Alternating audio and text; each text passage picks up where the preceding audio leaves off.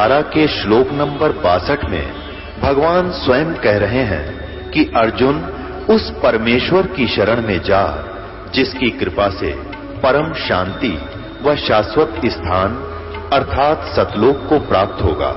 वो परमेश्वर कौन है, कहां है, कैसा है, जानने के लिए कृपया अवश्य सुनिए जगत गुरु तत्वदर्शी संत रामपाल जी महाराज के अमृत वचन।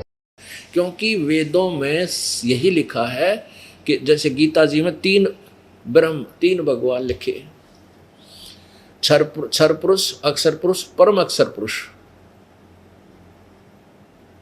गीता जी अध्याय नंबर 15 के 16 और 17 में। और ये कहता नहीं, वेदों में कहीं नहीं लिखा कि अनेक ब्रह्म हो, और खुद कहता पर ब्रह्म से मेल, यानी दूसरे भगवान दूसरे ब्रह्म थे, इस ब्रह्म को छोड़कर दूसरे ब्रह्म से उसका मेल हो जाए और साक्षात्कार। ये देखो, ये सप्तम समोल्लास, ये भी सप्तम समोल्लास था जो 151 पृष्ठ पर आपने देखा। ये सप्तम समोल्लास यहाँ से प्रारंभ हुआ है और ये 151 पृष्ठ पर आपने पढ़ा। अब ये सप्तम समोल्लास ही चल रहा है, यानी 7वां समोल्लास पृष्ठ। अब 154 पर तो कह रहे हैं भगवान निराकार है। ये देखो 154 पर प्रश्न किया किसी ने, ईश्वर साकार है व निराकार? उत्तर स्वामी जी का निराकार। अच्छा, फिर 155 पर उसको खंडन कर रहा है, उसका खंडन कर रहा है।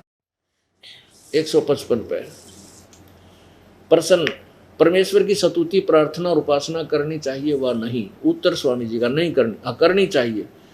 प्रश्न, क्या स्तुति आदि करने से ईश्वर अपना नियम छोड़ स्तुति प्रार्थना करने वाले का पाप छुड़ा देगा, यानी पाप नाश कर देगा? स्वामी जी कहते नहीं। तो फिर स्तुति प्रार्थना क्यों करना? फिर किस लिए करे प्रार्थना, भगवान की स्तुति प्रार्थना? उत्तर स्वामी जी का, उनके करने का अन्य ही फल है, फल अन्य ही है। प्रश्न क्या है? उत्तर स्वामी जी दानंद कहते हैं कि स्तुति से ईश्वर में प्रीति, उसके गुण कर्म स्वभाव से अपने गुण कर्म स्वभाव का सुधरना, प्रार्थना से निरअभिमानता, उत्साह और उत्साह का मिलना, उपासना से परब्रह्म से मेल और उसका साक्षात्कार होना। वाह रे मैं ऋषि, तेरा गजब हो। ये तो माँ के गर्भ में मर जाता तो अच्छा था, इतनी जनता को बरमत कर गया, जिस इस दास के लिए कितना कठिन काम हो गया। अब बताओ, एक पृष्ठ इसने ये नहीं मालूम तो इस पृष्ठ पर क्या लिख रहा है और अगले पर क्या लिख रहा है, तो क्या ये होश में होगा? नहीं। ये दास, ये किताब इसके बारे में पता लिखा, इन्हीं के द्वारा लिखी हुई, पता चला कि ये भांग पिया करता। खुद लिखा कि मैं भांग पीता था और भांग पी कर बेहोश हो जाता था, और उधर से कहते हैं मैं बड़ा योग साधना में लगा हुआ था। अब कई श्रद्धालु यूं कहते हैं कि इन्होंने बाद में भांग पीनी छोड़ दी थी। हाँ, मरते समय छोड़ दी हुआ तो दूसरी बात है, 1 महीना ये भुगत कर मरे थे। यदि सत्यार्थ प्रकाश का लेखन कार्य करते समय ये भांग नहीं पी रखी होती स्वामी जी ने, या कोई नशा नहीं कर रखा होता, तो ये नहीं। और विद्वान कब आवे? एक पृष्ठ पहले पृष्ठ पे क्या लिख रहा है? निराकार, दूसरे पर साकार सिद्ध कर रहा है। 3 पृष्ठ पहले कहता है अनेक पर ब्रह्म है नहीं, वहां 2 ब्रह्म स्वयं लिख रहा है। तो ये भांग तब भी पीता था जब ये नशा करता था, जब सत्यार्थ प्रकाश का लेखन कार्य इसने संपूर्ण किया। उसका और प्रमाण बताते हैं कि जैसे उसने लिखा है 4थे समोल्लास में ब्याह के विषय में, क्या लिखा है कि 24 वर्ष की लड़की और 48 वर्ष के पुरुष का ब्याह करना उत्तम है। क्या ये बिना नशा किए हुए आदमी लिख सकता है इस सेंटेंस का? अरे तेरा गजब हो। ये बेटी मतलब बाप के तुल्य हो जाता है, बेटी के तुल्य होती है 48 वर्ष की तुलना में 24 वर्ष की लड़की। अन्यों का ये विवाह का समय बहुत उत्तम है। ये दिखाता हूँ कि देखो, उन्होंने सोचा है स्वामी जी के बारे में, इनको पोड़ पेल रखे नहीं। देखो, ये वही सत्यार्थ प्रकाश है। ये कहाँ से प्रकाशित है ये भी बताना पड़ेगा ना, तो भ्रम रह जाएगा।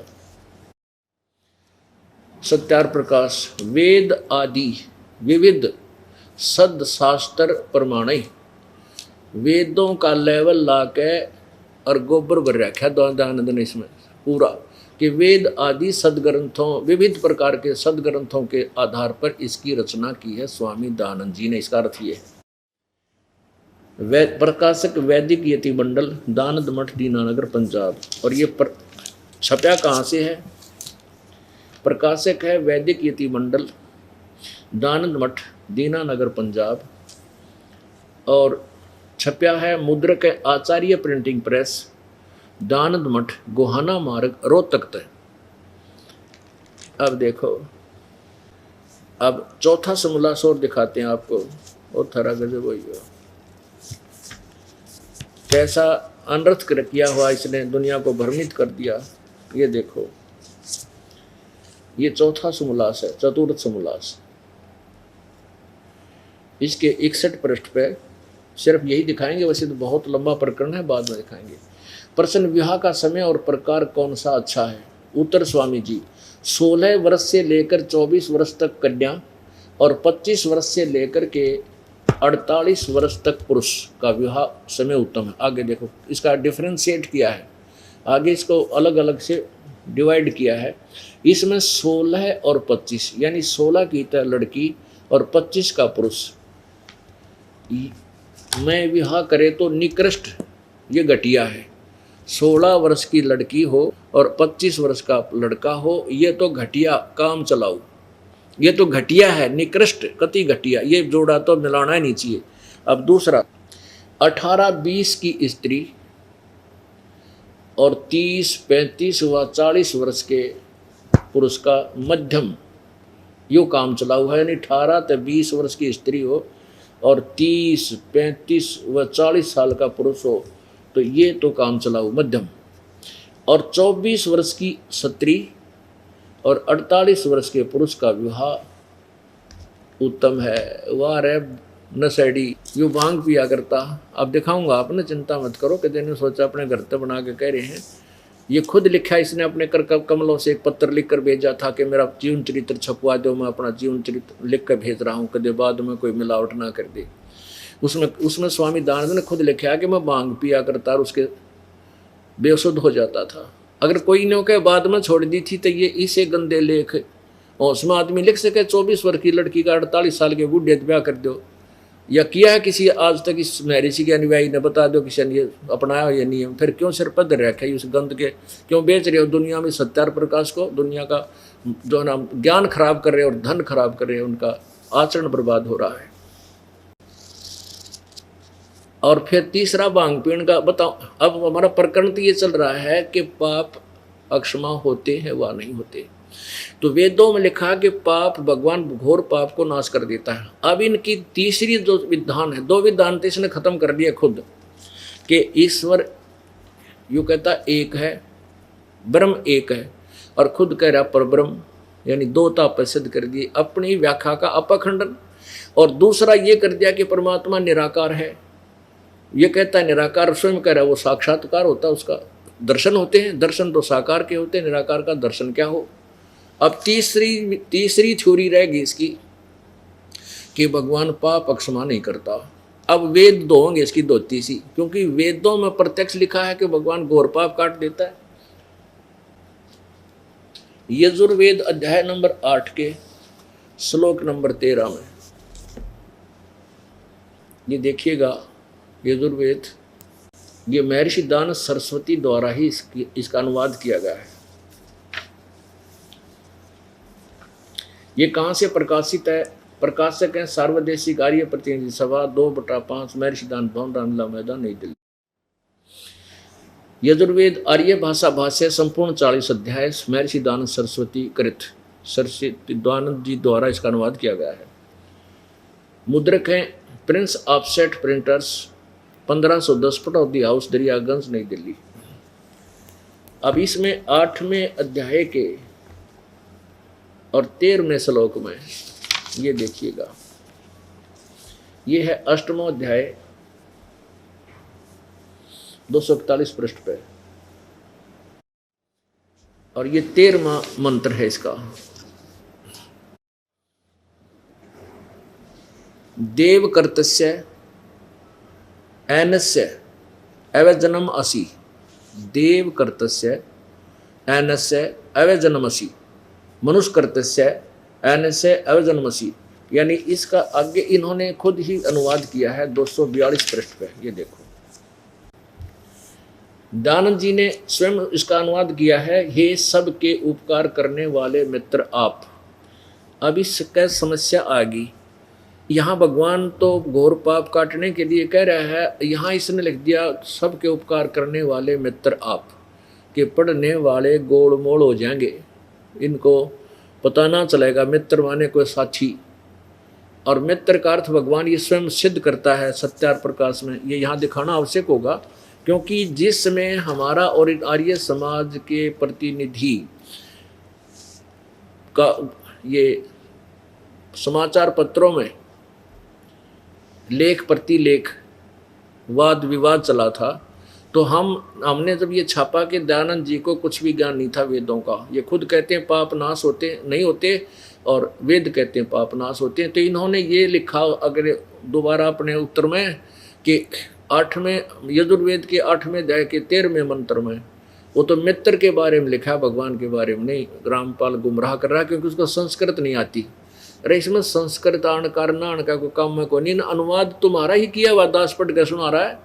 मित्र का अर्थ ये खुद कहते हैं भगवान होता है। यहाँ देखिएगा सत्यार, ये सत्यार प्रकाश,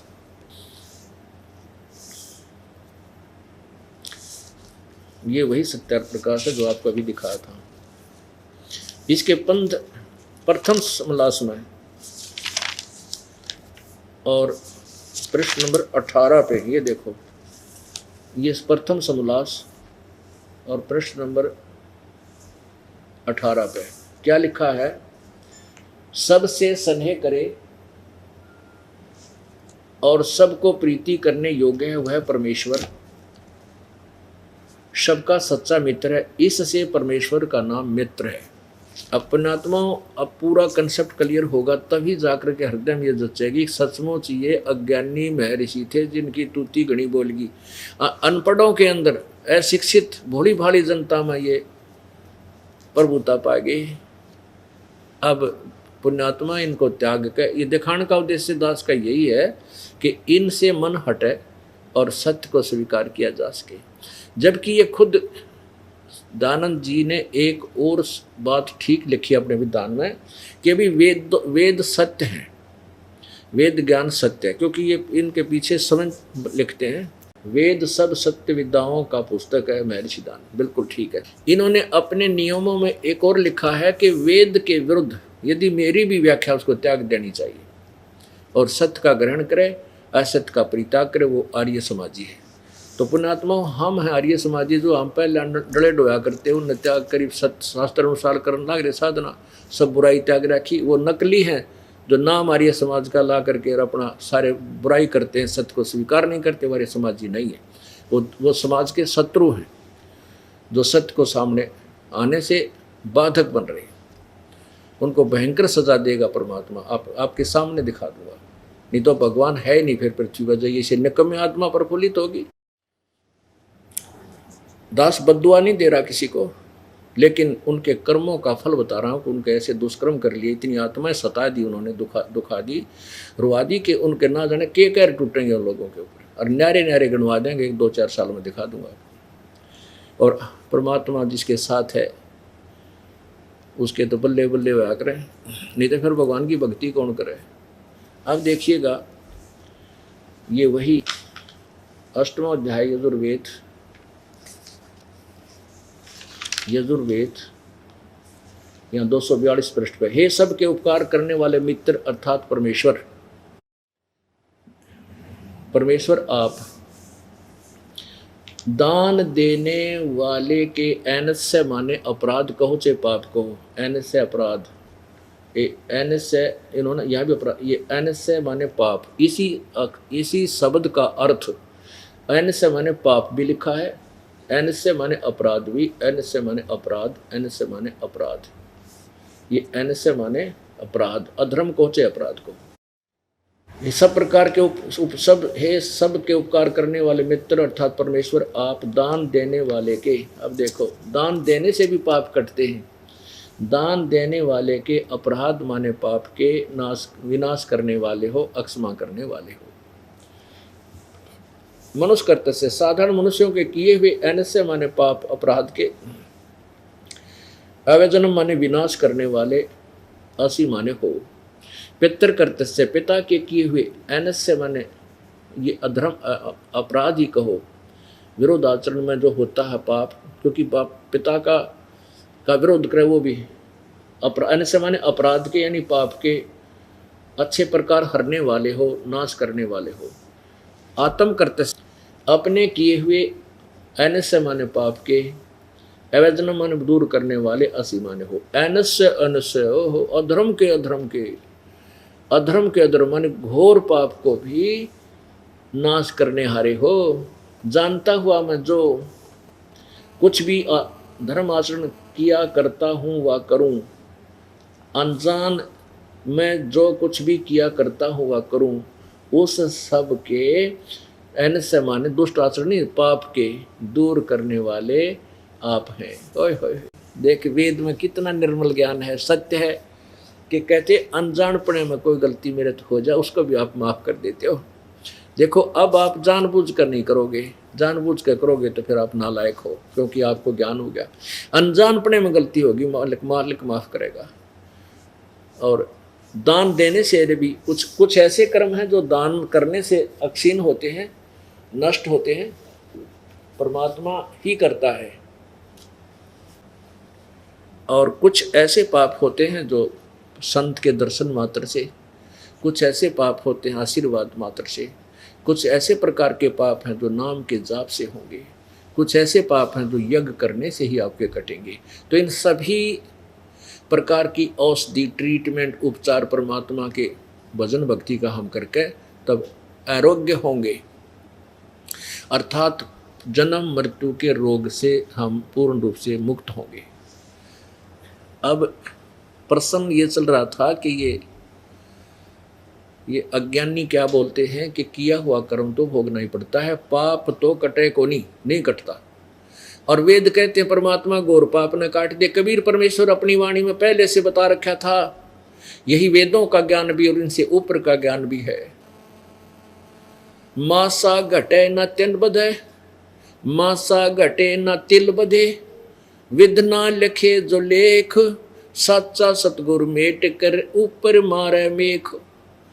कि ये तुम्हारा जो तुम्हारे भगवान का विधान है, ना तो मासा घटे ना तिल बढ़ सकता, यानी कोई परिवर्तन नहीं हो सकता। जैसा किया वैसा ही तुमने भोगना पड़ेगा। जो साधना तुम करते हो, जिसको तुम इष्ट माने बैठे हो, ब्रह्म तक, पर ब्रह्म तक, ब्रह्मा विष्णु महेश तक, और सच्चा सतगुरु, पूर्ण सतगुरु यानी वो अविनाशी सच्चा सतगुरु यानी पूर्ण परमात्मा आप ही आकर के एक सतगुरु की भूमिका करता है।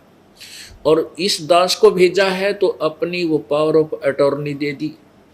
तो सच्चा सतगुरु मेट के ऊपर मार दे मेख, यानी फॉर एवर खत्म कर देता उस पाप को। जब ही सतनाम हृदय धरो, भयो पाप को नासे, जैसे चिंगारी अग्नि की पड़े पुराने घास। जैसे परमात्मा कहते हैं कि जन्म जन्मों का, जन्म जन्मांतर का तुम्हारे पापों का ढेर इतना हो रहा है, बहुत ज़्यादा संचित कर्मों में। और जैसे एक बहुत बड़ा 1000 टन सूखा घास पड़ा हो, पुराना घास, कितना सुथान और कितना ढेर दिखाई दे, 1000 टन, 1 लाख टन हो, उसमें एक माचिस की सीख डाल दे जला करके, उस सारे को जलाकर नष्ट कर देगी और चलेगी हवा, उसको इधर उधर फफेड़ के वहाँ रास्ता भी, स्थान भी साफ कर देगी। ऐसे ही परमेश्वर का ये सत्य नाम पूर्ण संत से लेकर और फिर इस सतनाम के द्वारा इस पाप कर्मों में आग लगाई जाएगी, ये सब नष्ट हो जाएंगे। जब ही सतनाम हृदय धरो, भयो पाप को नासे। जैसे चिंगारी अग्नि की, एक छोटी सी चिंगारी अग्नि की, पड़े पुराने घास, आग लगा दे, सब ने बक्कड़ पाट जाए।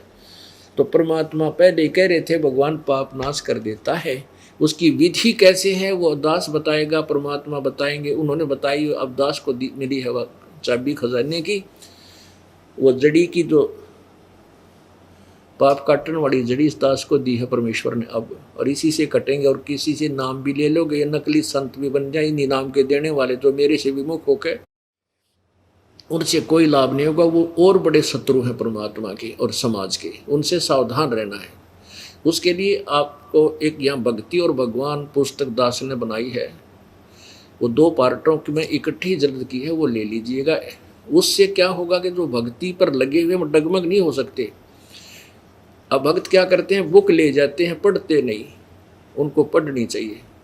10 रुपये मिलेंगे, 2 भाग हैं। एक तो भक्ति सौदागर को संदेश, उसके भी 2 भाग हैं, वो भी 10 रुपये की है। और भक्ति और भगवान के भी 2 भाग हैं। उससे आपको फाउल पॉइंटों का पता लगा भक्ति और भगवान से, आप यहाँ से अवश्य लीजिए। और उपदेशी के लिए वो अति आवश्यक है। वैसे तो सभी के लिए है भक्ति और भगवान, लेकिन जिसने उपदेश ले रखा है उसके लिए बिल्कुल सेंटर में रखेगी वो, ऐसा ज्ञान है। इस दास से पहले किसी के पास ये मंत्र नहीं थे। परमात्मा के उन संतों के पास थे जिनको मना कर दिया था प्रभु ने कि अभी इसको नहीं बताना। श्री नानक साहिब जी के पास भी थे, संत नानक जी के पास था ये मंत्र सतनाम का, लेकिन उनको आदेश दे दिया था कि अभी इसको किसी को बताना नहीं है, आप अपना मंत्र करके पार हो जाओ। वो प्रमाण दे गए थे।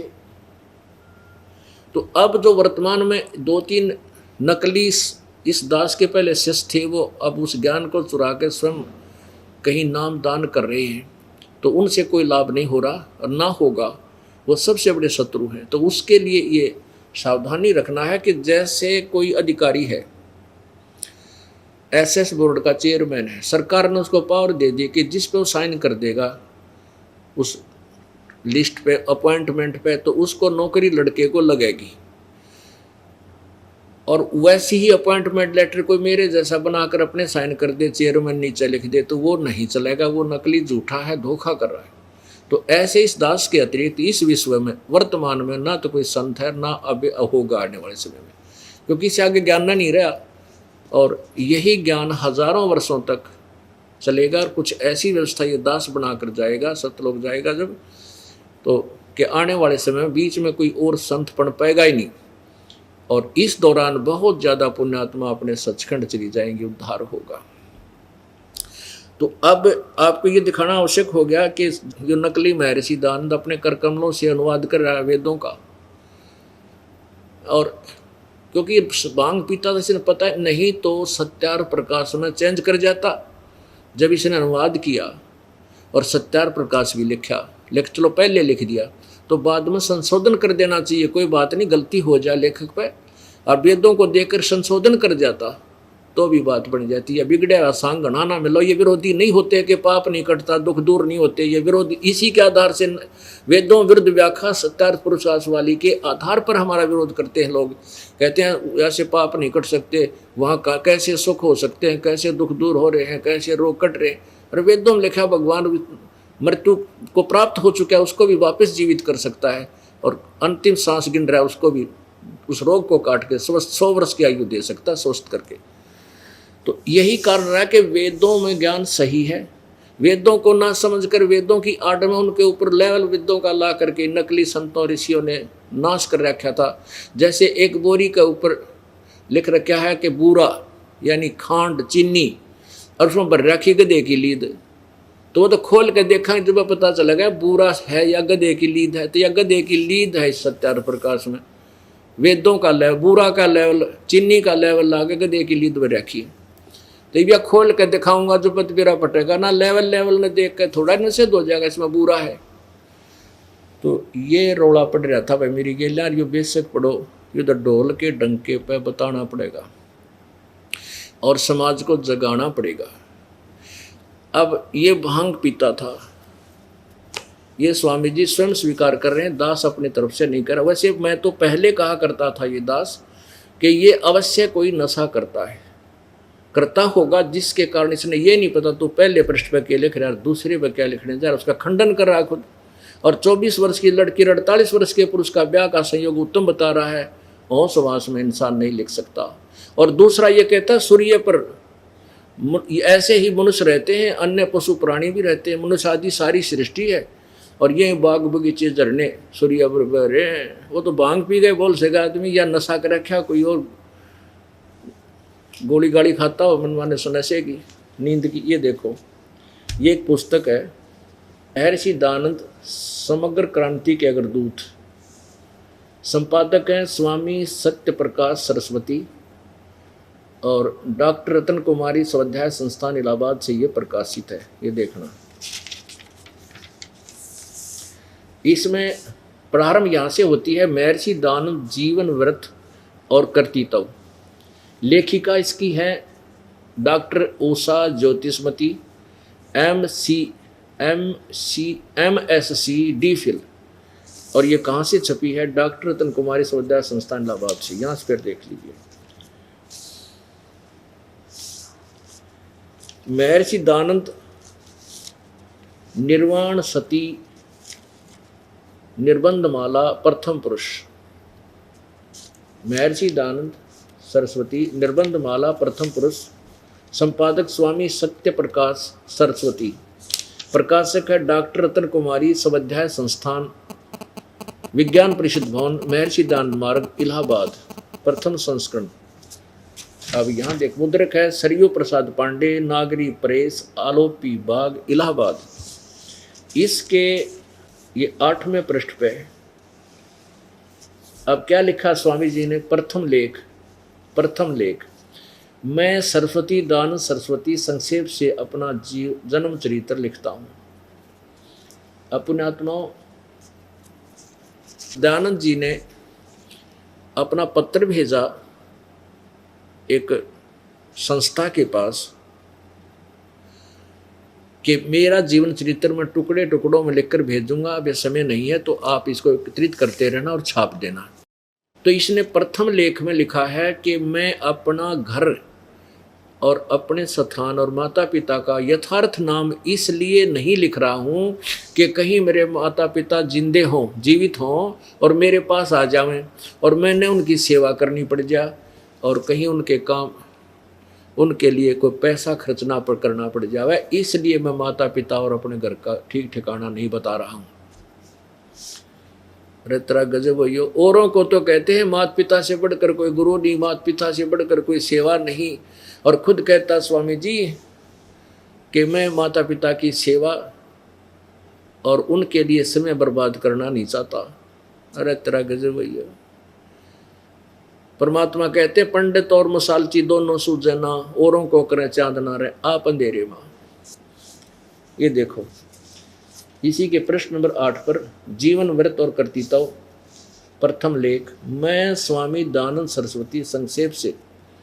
अब अपने आगे स्वामी भांग पी के लिख सका आदमी, अपने आगे श्री नहीं लिखा करता, खुद लिखने वाला श्री या स्वामी नहीं लिखा जाता। मैं स्वामी दयानंद सरस्वती संक्षेप से अपना जन्म चरित्र लिखता हूँ। संवत 1881 के वर्ष में मेरा जन्म दक्षिण गुजरात प्रांत के काठियावाड़ का मजोकठा देश मोरबी का राज्य औदिच्य ब्राह्मण के घर में हुआ था। यहाँ अपने पिता और निजी निवास स्थान के प्रसिद्ध नाम इसलिए नहीं लिखता कि जो माता पिता आदि जीते हों मेरे पास आवें तो इस सुधार के काम में विधन हो, क्योंकि मुझको उनकी सेवा करना, उनके साथ घूमने में श्रम करना यानी मेहनत करना, धन आदि का व्यय करना नहीं चाहता। अरे वाह महर्षि, आप तन्यों कह मैं माता पिता की सेवा करना नहीं चाहता और ना उनके लिए 2 पैसे लाना चाहता, कहीं मेरे काम में बाधा ना पड़ जाए। अरे भले आदमी हो, एक किसान है, एक दुकानदार है, कर्मचारी या अधिकारी है, कोई मजदूर है, सब अपने अपने काम में व्यस्त हैं।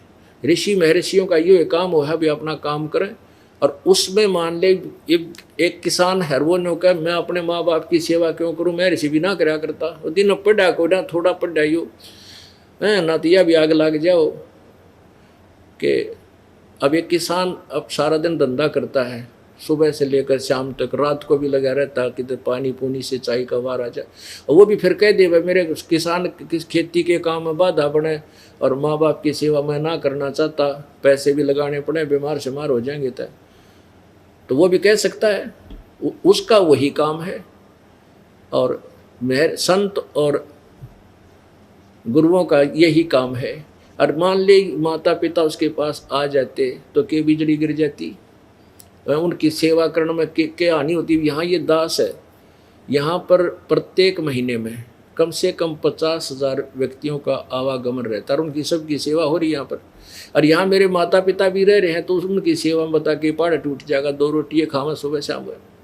तो ऐसे मंदे विचार, ऐसे बेहुदे ज्ञान से युक्त हैं उस महर्षि जी के ये पुस्तक और उनका विचार ऐसे कहीं भी अप्लीकेबल नहीं, कहीं भी खरे नहीं किसी दृष्टिकोण से। अब देखो आगे कमाल कर रखा, इसी पुस्तक के महर्षि दानंद समग्र क्रांति के अगर दूत, अब देखो, अब यहाँ 20 से थोड़ा सा इसका लिंक बनाना पड़ेगा। प्रश्न नंबर 20 से देखिएगा, जीवन व्रत और कर्तृत्व। अब ये है प्रश्न नंबर 20। अब यहाँ से शुरू करते हैं थोड़ा सा कि और श्रृंगी रामपुर से होकर छामनी की पूर्व दिशा वाली सड़क से कानपुर जाने वाला रास्ता था। जब संवत 1912 विक्रम समाप्त हुआ और 1913 शुरू हुआ, अगले 5 मास में कानपुर व प्रयाग के मध्यवर्ती अनेक प्रसिद्ध स्थानों मैंने देखे। अब 1913 है ये इसलिए यहाँ से प्रारंभ करना पड़ा कि यहाँ थोड़ा मिसप्रिंट है। अब पृष्ठ 21 पर कमाल कर रखा है कि मैं भांग पिया करता। तत्पश्चात जिस वस्तु की खोज में था उसके अर्थ यानी उसके लिए आगे को चल दिया और अशुद्ध सुदी 2 संवत, ये 1913 है, नोट 1313 में जिसका जन्म भी नहीं था स्वामी जी का, ये मिसप्रिंट हो गया। 1913 को दुर्गा कुंड के मंदिर पर जो चंडालगढ़ में है पहुंचा, वहाँ 10 दिन व्यतीत किए। वहाँ मैंने चावल खाने तो सर्वथा छोड़ दिए और केवल दूध पर अपना निर्वाह करके दिन रात योग विद्या के अध्ययन में अभ्यास में तत्पर रहा।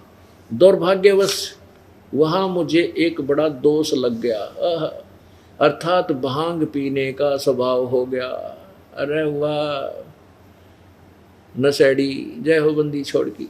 और सो कई बार उसके प्रभाव से मैं सर्वथा बेसुध हो जाया करता। वाह महर्षि नकली।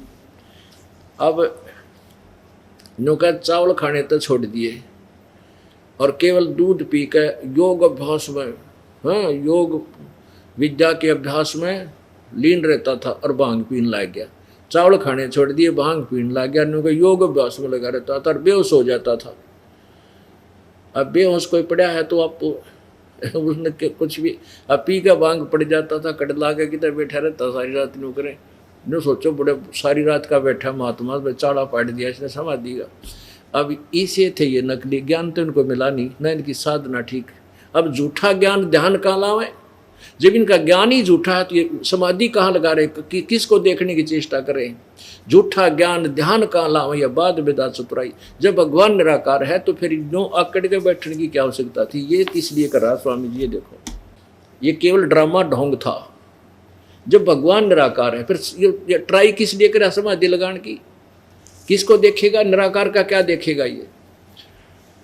अब ये भांग पिया करता और भांग पी के अड़ंग बड़ंग ठोक गया, केवल संस्कृत जानता था और संस्कृत के प्रभाव से इसकी प्रभुता बन गई, बड़ा विद्वान।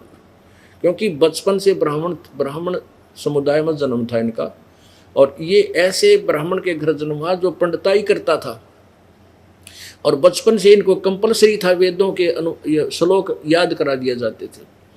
अब हमारे छोटे छोटे बच्चे हैं, इनको सुबह की शाम की आरती, असुर निकंद रमैणी और तकरीबन सुबह का भी बहुत सा नित्यनेम 5-10 वर्ष के 11-12-13 वर्ष के बच्चे को याद हो जाता है। तो ऐसे ही अरबी गीता और वेदों का दास ने कंठस्थ करवा दिया अनुवाद और ये श्लोक मंत्र, ये पूछ लो इनसे, एक एक बता देंगे। तो ऐसे ही इनका अभ्यास था, इन्होंने संस्कृत सीख ली और वेदों को घोट लिया, लेकिन अनुवाद कति बेरा नहीं था, ज्ञान नहीं था इनके पास। अब एक और कमाल दिखाऊं इस अज्ञानी का कहता सूर्य पर मनुष्य रहते हैं, वहां पर ऐसे बाग बगीचे हैं। तो भांग बिना, बगैर भांग पिए, बगैर किसी नशे के ये शब्द नहीं लिखे जा सकते। कलजा कांप जा, कोई नो कहे सूर्य पर आदमी है, कहाँ आदमी है, और वहाँ ये बाग बगीचे भी हैं, और तू आदमी की बात कर। ये देखो अब दिखाता हूँ पुण्यात्माओं, जब तक हम इनके इस कारनामों को नहीं देखेंगे तो इन नकली ऋषियों से हटकर यथार्थता को हम प्राप्त नहीं कर पाएंगे। ये वही सत्यार्थ प्रकाश है जो अभी आपको दिखाया था। अब इसके 8वें समोल्लास के लास्ट में 197 पृष्ठ पे ये देखिएगा, अष्टम समोल्लास। ये अष्टम समोल्लास, और यहां पर है प्रश्न किया कि सूर्य, चंद्र और तारे क्या वस्तु हैं और उनमें मनुष्य आदि सृष्टि है व नहीं। मनुष्य आदि यानी मनुष्य आदि माने और पशु पक्षी ये हैं या नहीं, प्रश्न किया स्वामी दयानंद जी से। स्वामी दयानंद जी ने उत्तर दिया, ये सब भगोल लोक और इनमें मनुष्य आदि प्रजा भी रहती हैं। आड़े तोड़ हो लिया, वैसे तो क्लियर हो लिया, कंसेप्ट ही क्लियर है इनका। फिर भी विस्तृत जानकारी दी है। पृथ्वी, जल, अग्नि, वायु, आकाश, चंद्र, नक्षत्र और सूर्य इनका वसु नाम इसलिए है कि इन्हीं में सब पदार्थ और प्रजा बसती है और ये ही सबको बसाते हैं, जिसलिए वास के निवास करने के घर हैं। ये निवास करने के घर हैं सूर्य, चांद भी, इसलिए इनका नाम वसु है। जब पृथ्वी के समान सूर्य, चंद्र, नक्षत्र वसु हैं तो पश्चात उनमें इसी प्रकार प्रजा होने में क्या संदेह है। अरे वाह, न्यू कह, जब यह पृथ्वी, छोटा सा लोक पृथ्वी, यो भी वसु है और सूर्य भी वसु है, तो जिस प्रकार इस पृथ्वी पर आदमी है और प्रजा भी है, तो क्या सूर्य पर होने में कोई संदेह, क्या संदेह है? नहीं, वहाँ पर भी है, ये सभी रहते हैं। ये देखो क्या संदेह है। और जैसे परमेश्वर का एक छोटा सा लोक मनुष्य आदि सृष्टि से भरा हुआ है, तो क्या वे सब लोग शून्य होंगे? परमेश्वर का कोई भी काम निष्प्रयोजन नहीं होता। तो इतने असंख्य लोकों में मनुष्य आदि सृष्टि न हो तो सफल कभी हो सकता है? इसलिए सर्वत्र मनुष्य आदि सृष्टि है। स्पष्ट कर दिया कि सूर्य पर मनुष्य और अन्य पशु पक्षी प्राणी भी रहते हैं। फिर किसी ने प्रश्न किया कि वहाँ पर क्या ये सब पदार्थ हैं, सेब, संतरे, काजू, किशमिश और ये गेहूँ, चने, बाजरा, ज्वार? कहता हाँ, ये सभी पदार्थ, सुख देने वाले सभी पदार्थ, ये जल, झरने सभी हैं वहाँ पर। क्योंकि जैसे परमात्मा ने, इसका उत्तर है स्वामी जी का, कि जैसे पूर्व कल्प में सभी सूर्य आदि सभी लोक रचे, उनमें सब पदार्थ रचे थे, इस प्रकार जब दोबारा ये रचे हैं वर्तमान के, इनमें भी सब सुख पदार्थ ये सब रचे हुए हैं। फिर किसी ने पूछा क्या क्या इन वेदों का सूर्य पर रहने वाले ये व्यक्ति इन्हीं को पढ़ते हैं? कहाँ इन्हीं को पढ़ते हैं? अरे थरा गजब हो, खा लिया खून इसे देव इन ऋषियों ने। ये देखो, ये वही सत्यार्थ प्रकाश है और 198वें पृष्ठ पर चल रहा है। अब यहाँ के बताओ है स्वामी जी, क्या बताया कि धाता यानी परमात्मा ने जिस प्रकार के सूर्य, चंद्र, ध्रुव, भूमि, अंतरिक्ष और ततरसत यानी वहाँ पर स्थापित सुख विशेष पदार्थ पूर्व कल्प में रचे थे, वैसे ही इस कल्प में, कल्प अर्थात इस सृष्टि में रचे हैं। अब देखो, सूर्य पे, चंद्रमा पे और धरती पे, और वहाँ धरती ये सब रची और उनके ऊपर ततरसत माने वहाँ पर जो रखे हैं जो पदार्थ हैं वो सुख विशेष पदार्थ, यानी काजू के, किशमिश, संतरे, हाँ, ये गेहूँ, चने, ज्वार, बाजरे और शीतल जल, ये सब कहते हैं सूर्य पर पहले पूर्व काल में भी कल्प में रचे थे और वैसे ही इस कल्प में यानी वर्तमान में भी हैं, इस सृष्टि में भी रचे हैं तथा सब लोक लोकांतरों में भी बनाए हैं, भेद किंचित मात्र नहीं होता। फिर प्रश्नकर्ता ने प्रश्न किया कि जिन वेदों का इस लोक यानी पृथ्वी पर प्रकाश है उन्हीं वेदों का उन लोकों में, अर्थात सूर्य में रहने वाले लोक में भी प्रकाश है वाणी। स्वामी जी कहते उन्हीं का है, यानी सूर्य पर जो आदमी रहे हैं वो वेद भी इन्हीं वेदों को पढ़ते हैं। आगे देखो, उन्हीं का है। जैसे राजा की राज व्यवस्था नीति सब देशों में समान होती है, उसी प्रकार परमात्मा राजेश्वर की वेदोक्त नीति उनके सृष्टि रूप सब राज्य में एक सी है। निरंजन धन तेरा दरबार, निरंजन धन तेरा दरबार, जहाँ पर तनिक न न्याय विचार, जहाँ पर तनिक न न्याय विचार। वैसा ओढ़े मुल मुल खासा, गल मोतियों के आर, वैसा ओढ़े मुल मुल खासा, गल मोतियों के आर। पति भरता को मिले न खादी व सूखा निरस आहार, निरंजन धन तेरा दरबार, निरंजन धन तेरा दरबार, जहाँ पर तनिक न न्याय विचार। पाखंडी की पूजा जग में और संत को कहें लबाड़, पाखंडी की पूजा जग में संत को कहें लबाड़। अज्ञानी को परम विवेकी, ज्ञानी को मूड गंवार, निरंजन धन तेरा दरबार, निरंजन धन तेरा दरबार, जहाँ पर तनिक न न्याय विचार। कह कबीर सुनो भाई साधो, सब उल्टा व्यवहार, कहें कबीर सुनो भाई साधो, सब उल्टा व्यवहार। इन सच्चों को तो ये झूठ बतावे, इन झूठों का एतबार, निरंजन धन तेरा दरबार, निरंजन धन तेरा दरबार, जहाँ पर तनिक न न्याय विचार। कह कबीर सुनो भाई साधो, सब उल्टा व्यवहार, कहें कबीर सुनो भाई साधो, सब उल्टा व्यवहार। सच्चों को तो ये झूठ बताओ, इन झूठों का एतबार, निरंजन धन तेरा दरबार, निरंजन धन तेरा दरबार। परमात्मा कहते हैं, अरे काल ज्योत निरंजन, धन है तेरा यो दरबार, धन है तेरे लोक में कोई झूठ चलाए। सच्चों को झूठों न तो महर्षि, ओहो महर्षि दयानंद, महर्षि वेद व्यास, महर्षि वशिष्ठ जी, और उन्हें कह का नहीं बेरा वेदों का। सतयुग में थे वशिष्ठ आदि, और ये कहते हैं अब इन्हीं पुराणों से इनका पता चला हमने, और कहाँ से आया ये ज्ञान। और कहते हैं सतयुग के ब्राह्मण वेद के पूर्ण विद्वान थे और वह दुर्गा की पूजा करते थे। अरे तेरा गजब भैया।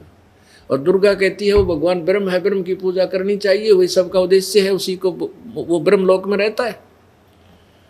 और परमात्मा कहते हैं ब्रह्म छोड़ पर ब्रह्म छोड़, हमने पूर्ण ब्रह्म की भक्ति करनी चाहिए जिसे पूर्ण मोक्ष होगा।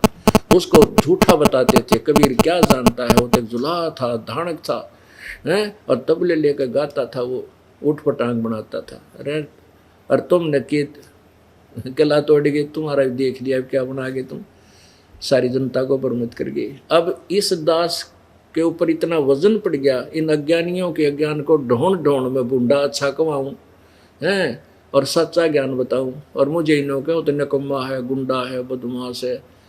पर समय आने पर पता चलेगा, जनता रोया करेगी ऊपर न मुँह करके कि उन नकम्मा ने एक परम संत के विषय में सिर्फ झूठी अफवाहें फैला करके बदनाम करने की चेष्टा की। लेकिन हम समर्थ की ओट में बैठे हैं, हम कबीर परमेश्वर के चरणों में विराजमान हैं, जिसके चरणों में कोई आपत्ति नहीं आ सकती। ठीक है, किसान फसल बीजता है तो फसल बीजता है तो उसमें आंधी तूफान आते रहते हैं, एक आधा पौधा टूट भी जाता है, लेकिन खेती बीजना बंद नहीं किया जा सकता। तो ऐसे ही ये परमात्मा का बाग लगाया है इस दास नौकर ने, परमेश्वर के नौकर ने, लेकिन इसका एक भी पौधा नहीं टूटा। इतना भयंकर अफवाह फैलाई लोगों ने, एक भी भक्त हमारा डगमग नहीं हुआ। बल्कि जो थोड़े बहुत डगमग हो गए थे दोबारा माफ़ी मांग रहे हैं, क्षमा कर याचना कर रहे हैं और आकर के दोबारा उपदेश लेकर के अपना कल्याण करवा रहे हैं। बोलो सतगुरुदेव सत साहिब। सब पदवी के मूल हैं, सकल सिद्धि हैं तीर। दास गरीब सतपुरुष भजो हो, ये अवगत कला कबीरी। अनंत कोटि ब्रह्मांड का एक रति नहीं भारे। सतगुरु पुरुष कबीर हैं, ये कुल के सिरजनहारे। पुण्यात्माओं, आप जी का ना जाने कौन से युग में या कौन से जन्म में कोई शुभ संस्कार जुड़ा है, जिसके परिणाम स्वरूप आप इस परमेश्वर के तत्व ज्ञान को सुनने के लिए पहुंच पाए हो। परमात्मा कबीर परमेश्वर जी की महिमा को आदरणीय गरीबदास जी ने अपनी आंखों देखी समर्थता को कैसे वर्णन किया है। लख बर सूरा जूझे ही, लख बर सावत दे। लख बर यति जहान में, तब सतगुरु शरणा ले। आप जी जो अब परमात्मा के चरणों में आ रहे हो, चाहे कोई सेठ है, चाहे कोई बड़ा अधिकारी है, चाहे कोई गरीब व्यक्ति है, चाहे मजदूर है, चाहे कोई किसान है, कोई कर्मचारी है, अधिकारी है, आपके भक्ति यानी सिमरन वाले जो पुण्य है, सिमरन की जो कमाई है, नाम की जो कमाई है, वो तो सबकी एक समान है। उससे परमात्मा के नाम की कमाई के आधार से आपको मानव शरीर मिलते हुए आ रहे हैं, और उसी नाम की कमाई के आधार से आपको इस दास के पास आने का सुअवसर मिला है। जैसे कोई बिल्कुल गरीब है, इतना गरीब है कि सुबह शाम का अन्न भी नहीं मिलता है, और ये शरण उसको मिल चुकी है। धन्य है उसके माता पिता को जिससे जन्म हुआ, बहुत पुण्यकर्मी प्राणी है। और कोई सेठ है, बड़ा पैसे वाला है, उसको भी ये शरण मिली है। धन्य है उसके माता पिता को जिससे जन्म हुआ, क्योंकि ज्यादा माया हो जाने से परमात्मा के निकट नहीं आ सकता। आप जिसके पास अधिक धन है, अधिक सुविधाएं हैं, जो संसारिक यहाँ की सुविधा मानते हैं, उसके होने के उपरांत और आप यहाँ पहुँच गए, तो आपके नाम की कमाई का वजन ज़्यादा है, ज़्यादा आपके पास वो भक्ति है जिसके कारण आप यहाँ पहुँच पाए हो। परमात्मा केवल नाम की कमाई देखता है, उसी के आधार से वो अपनी शरण में लेता है। दूसरे आप जी जिसके पास धन नहीं है, संसारिक जो नकली सुविधाएं आपके पास नहीं हैं, और एक वो है जो ये शरण उसको भी ग्रहण हो गई है, उसको भी शरण मिल गई है प्रभु की, और उसके पास कार है, कोठी है, बड़े बड़े उच्च अधिकारी भी है। अब दोनों की भक्ति का जो लेवल है वो एक जैसा है, नाम की कमाई का वो एक जैसा है। और जो धन का अभाव है या धन अधिक है, वो आपके पिछले जन्म के धर्म यज्ञ आदि जो आपने की हुई है उसमें अंतर है, वो नहीं कर पाए। जिनके पास धन नहीं है, जिनके पास आज माया अधिक है, उन्होंने पिछले जन्म में पुण्य गणे किए यानी धर्म गणे किए, धार्मिक यज्ञ करवाई, जैसे अभी ये पाठ हो रहे हैं।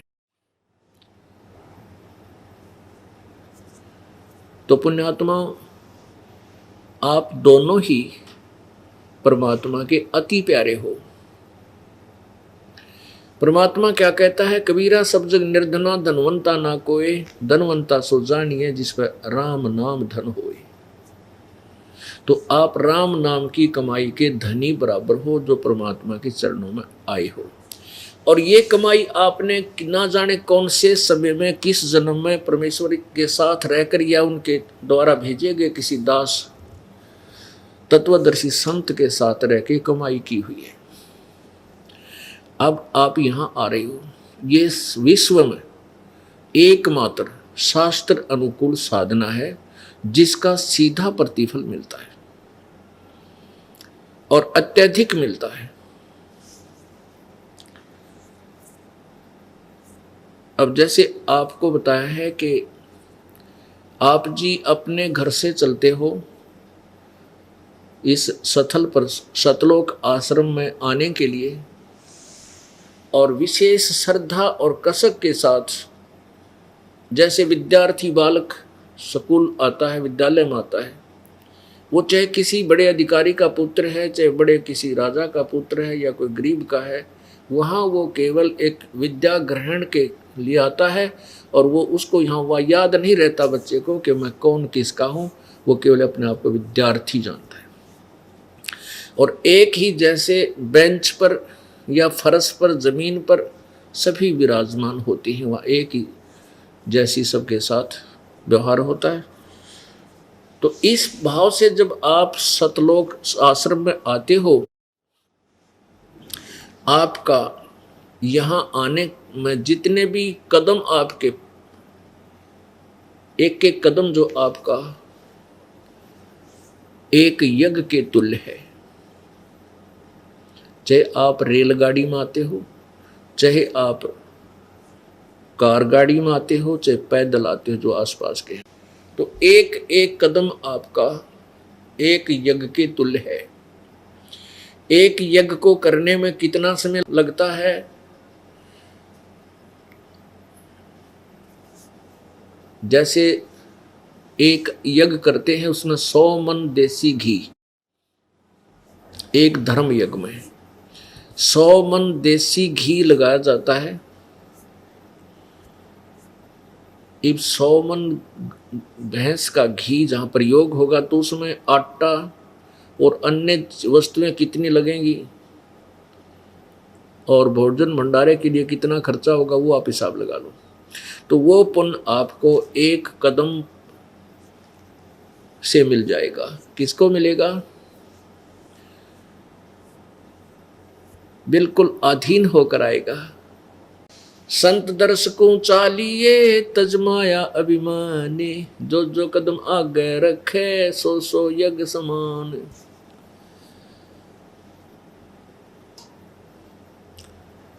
और फिर यहाँ एक 5 यज्ञ लगातार करवाई जाती हैं। आप यहाँ पाठ करवाते हो, उसमें 5 यज्ञों का पुण्य आपको मिलता है। एक यज्ञ है धर्म की, दूसरी यज्ञ है ध्यान, तीसरी यज्ञ हवन की, चौथी यज्ञ प्रणाम और 5वीं यज्ञ ये ज्ञान की है। इन 5 यज्ञ का फल आपको प्राप्त होता है। आप धनी हो रहे हो। जो पाठ नहीं करवा पा रहे हैं तो वैसे दान करते हैं, कोई ज्योति यानी हवन के लिए पैसे डालते हैं या वैसे दान करते हैं, तो उससे फिर भंडारा होता है। यह सब पुण्यात्माएं शास्त्र अनुकूल साधक यानी योगी भक्त, योगी माने साधक, सत साधक को योगी कहते हैं, जो सत साधना करते हैं। तो आप जी यहाँ आते हैं, भोजन पाते हैं, तो प्रत्येक का जो सामूहिक पैसा इसमें एकत्रित होता है या भंडार में लगता है, तो ये भी पुण्य आपको उसी रेशो में, उसी औसत में, अनुपात में प्राप्त होते हैं। फिर सिमरण का जो सतनाम, जो पहले मंत्र का जाप है उसकी कमाई, और फिर जो सतनाम का सिमरण जो दास आपको देता है, परमेश्वर कबीर जी का द्वारा दिया हुआ, बताया हुआ, उस एक श्वास के सिमरण की कितनी कमाई है। होय होय। कहते हैं सतनाम पालड़ रंग होरी हो, 14 लोक चढ़ावे राम रंग होरी हो, 3 लोक पास अंग धर रंग होरी हो, तो ना तुले तुलाया राम रंग होरी हो। परमात्मा की महिमा बता रहे हैं कि पहले एक तुला होती थी, तुला तराजू जिसे कहते हैं, बैलेंस अंग्रेजी में बोलते हैं। हमने खूब देखी, वैसे गांव में भी मिल जाएगा कोई एक आधा सैंपल। उसमें क्या होता था कि एक लकड़ी की डंडी होती थी 2-2.5 फुट की, उसके दोनों सिरों पे एक प्लेट सी बांध दिया करते, पलड़ा बोलने उसमें तराजू का, लोहे का, और रस्सियों से उसको उस डंडी का बांधकर बीच में उसके बिल्कुल मध्य में एक पकड़ने का रस्सी सी बांध दी जाती थी उस डंडी के, उसके दोनों सिरों पे तराजू। तो आपने देखा होगा, अब तक हर ये इलेक्ट्रॉनिक सिस्टम भी चल रहा है, लेकिन तराजू आपने देखी होंगी दुकानों पे, घर पे भी देखी। तो उसमें क्या होता था पुराने समय में कि उस बैलेंस में गड़बड़ हो जाती थी, कुछ एरर होती थी,